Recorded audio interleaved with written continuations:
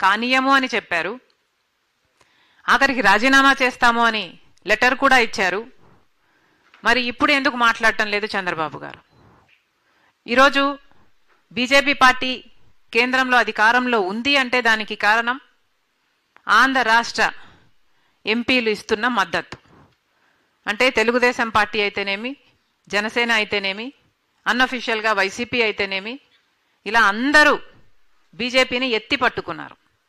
ఈరోజు BJP party అధికారంలో ఉంది అంటే దానికి కారణం ఆంధ్రప్రదేశ్లో ఎన్నికైన ఈ ఎంపీలే.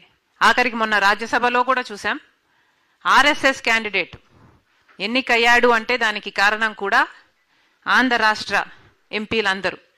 అంటే కలిసికట్టుగా ఉన్నారు వీళ్ళందరూ. బీజేపీని ఎత్తి పట్టుకునే విషయంలో, బీజేపీకి మద్దతు ఇచ్చే విషయంలో ఆంధ్ర రాష్ట్రానికి చెందిన 25 మంది లోక్సభ ఎంపీలు, 11 మంది రాజ్యసభ ఎంపీలు, ఇర్రెస్పెక్టివ్ ఆఫ్ పార్టీస్ అందరూ బీజేపీతో కూటమే కట్టారు. ఇది వాస్తవం. కానీ స్వార్థ రాజకీయాల కోసం కూటమి కడుతున్నారు. కానీ ఎందుకు విశాఖపట్నం స్టీల్ కోసం ఐక్యమత్యంగా ఎందుకు నిలబడటం లేదు? ప్రత్యేక హోదా కోసం ఐక్యమత్యంగా ఎందుకు నిలబడటం లేదు? పోలవరం ఎత్తు తగ్గిస్తున్నామని ఫ్లోర్ ఆఫ్ ద హౌస్లో చెప్తే ఒక్క ఆంధ్రప్రదేశ్ చెందిన, ఆంధ్ర రాష్ట్రానికి చెందిన ఒక్క ఎంపీ కూడా మాట్లాడలేదు. ఎందుకని? ఈ ఎంపీలంతా నిలబడితేనే ఏదైనా సాధించుకోగలం. ప్రజాస్వామ్యంలో చట్టసభలకి ఒక విలువ ఉంది. ఉన్న నాయకులకు చట్టసభలకు వెళ్ళడమే మానేస్తే ఇక చట్టసభలకు వాళ్ళకి ఎన్నికై ఏమి లాభం ఉంది? చట్టసభలకు వెళ్ళాలి, ఫ్లోర్ ఆఫ్ ద హౌస్లో కొట్లాడాలి, మన రాష్ట్రానికి రావాల్సిన మేలును సాధించుకోవాలి. ఈరోజు విశాఖపట్నం స్టీల్కు సంబంధించి ఇందాక అన్నగారు చెప్పినట్టు ఆ భూముల విలువ దాదాపు 20,000 ఎకరాల భూమి ఉంది. ఆ భూముల విలువ 4 లక్షల కోట్లు లేదా 5 లక్షల కోట్లు విలువ చేస్తుంది. అందుకోసమే మోడీ గారు ఆపరేషన్ సైలెంట్ కిల్లింగ్ అనేది మొదలుపెట్టారు విశాఖపట్నం స్టీల్ మీద. మొత్తం అంతా కుట్రలో భాగమే. ఒక్కొక్క విషయంలోనూ విశాఖపట్నం స్టీల్కు సంబంధించి రా మెటీరియల్ అయితేనేమి, క్యాప్టివ్ మైన్స్ ఇవ్వకపోవడం అయితేనేమి, ట్రాన్స్పోర్ట్ లాజిస్టిక్స్ అయితేనేమి, ఎన్ఎండిసి ఐఎన్ఓర్ అయినా సరే, బొగ్గైనా సరే, ఎలక్ట్రిసిటీ అయినా సరే, గంగవరం పోర్ట్ ఇచ్చేయడం అయినా సరే, ఇలా అన్ని విషయాలలో ఉన్న ప్రభుత్వాలన్నీ కుట్రతో విశాఖపట్నం స్టీల్ని ఈరోజు ఈ స్థాయికి తీసుకొచ్చాయి. కొన ఊపిరితో ఉంది.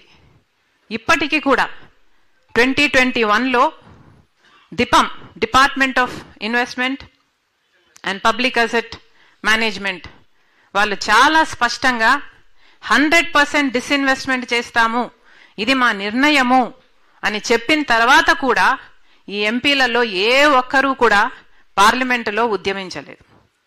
మొన్న ఈ సంవత్సరము కూడా ఆ డిసిషన్ నిలబడుతుంది, ఆ డిసిషన్లో ఏ మార్పు లేదు అని ఫ్లోర్ ఆఫ్ ద హౌస్లో చెప్పినా కూడా ఏ చలనము లేదు.